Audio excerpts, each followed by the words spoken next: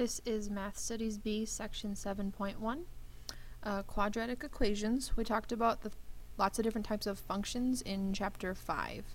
One of those functions was the quadratic function, and what set that apart from the others in terms of its equation was that there was an x squared in the equation, and the shape of the graph was the parabola, or the U-shape. So we have different formats for the equations. The standard or general form is y equals ax squared plus bx plus c. And we can put kind of any numbers in those a, b, and c. So for example, y equals 2x squared minus 4x plus 7, just as an example. B and c could also be 0.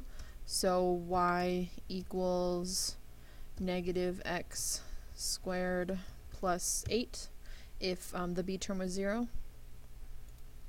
An equation in vertex form is of this form.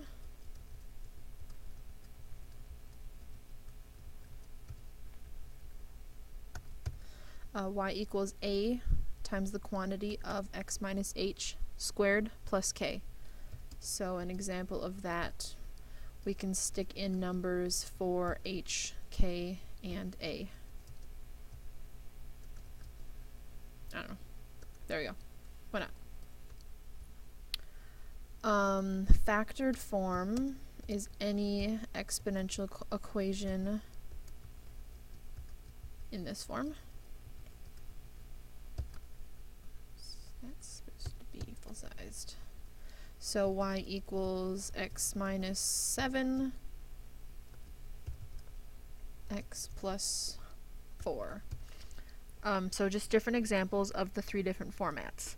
And so the characteristics that you'll notice here is that there are no parentheses and there's always an x to the power of 2. Characteristics here, there is one set of parentheses with a power of 2 outside the parentheses. And here we have parentheses, but there are no powers. When we end up doing some distributing, we can turn factored form equations into general form, and we'll see where the x squared is. But in its factored form, there wouldn't be any power 2's. And so different formats of these equations have different ways of solving them. And we actually already know how to solve the equations in vertex form. So that's what this assignment will be, and then in the coming sections, sections 7.2, 7.3, 7.4, etc., we'll be solving in this format, and we'll be solving in this format. So let's scroll down for the examples. Okay, so this first equation here is x squared plus 8 equals 108. So,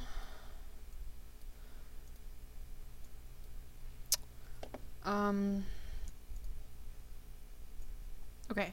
So if we subtract 8 from each side of the equation, we are left with x squared equals 100.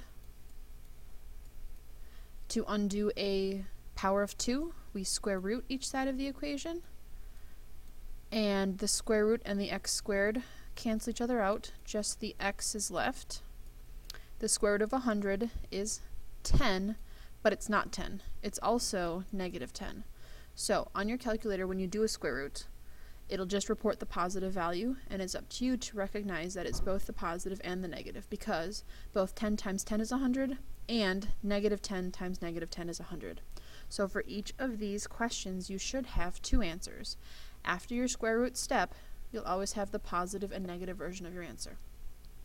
So to start example B, I'm going to undo the square with a square root. I don't want to do the plus 4 first because of the parentheses. That step will come after the parentheses are gone. So on the left side, the square and the square root cancel, and I have x minus 4. On the right side, I have 7 and negative 7. Now I will add 5, and when I add 5, I add it to both of the values on the right side. So x is both 12 and negative 2. Oh, why am I adding 5? I'm sorry, I should be adding 4. Let's try to make this look a little nicer.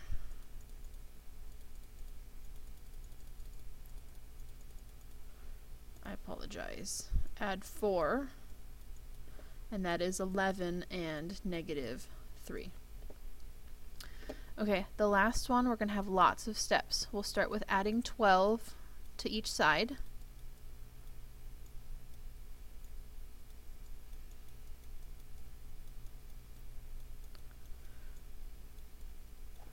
Then we will divide by 3 on each side.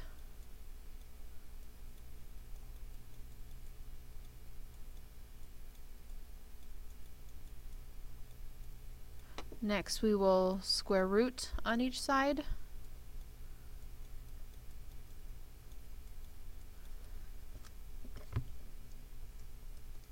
The square root of 33 is 5.7 and negative 5.7. And we'll finish by adding 6 to both values. And our final answer is x equals 11.7 and positive 0.3. Okay, so that's it for the notes. Good luck with the exercises.